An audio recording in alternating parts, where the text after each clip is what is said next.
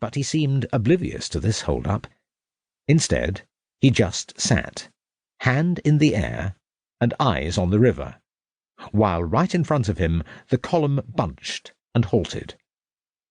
The men behind the obstruction were grateful for the enforced halt, for the day was blistering hot, the air motionless, and the heat as damp as steam. "You were remarking, Kaufman, on the ineffectiveness of generals," Starbuck prompted his new junior officer. "If you think about it, sir," Kaufman said, with a youthful passion, "we haven't got any real generals. Not like the Yankees, but we still win battles. I reckon that's because the Southerner is unbeatable." "What about Robert Lee?" Starbuck asked. "Isn't he a real general?" "Lee's old. He's antediluvian," Kaufman said, shocked that Starbuck should even have suggested the name of the new commander of the Army of Northern Virginia. "He must be 55 at least." "Jackson's not old," Starbuck pointed out. "He isn't even 40 yet." "But he's mad, sir. Honest. We used to call him Tom Fool." "He must be mad, then," Starbuck teased Kaufman. "So why do we win battles despite having mad generals, ancient generals, or no generals at all?"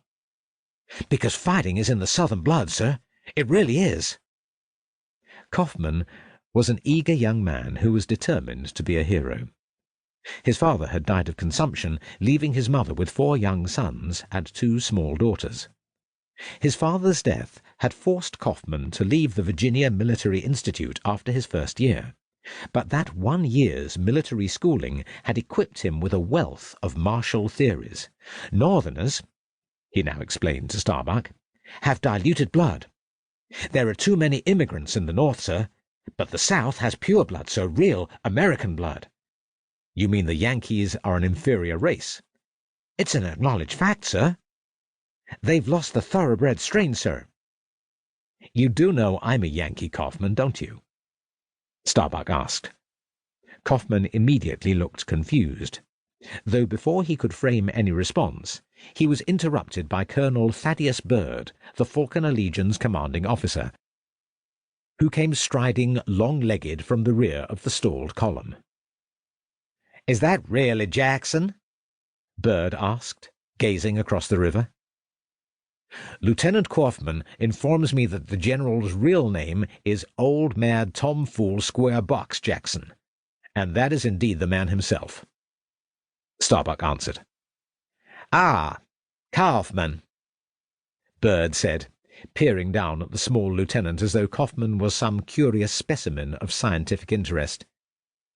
"I remember when you were nothing but a chirruping infant imbibing the lesser jewels of my glittering wisdom." Byrd, before he became a soldier, had been the schoolmaster in Falconer Court House, where Kaufman's family lived.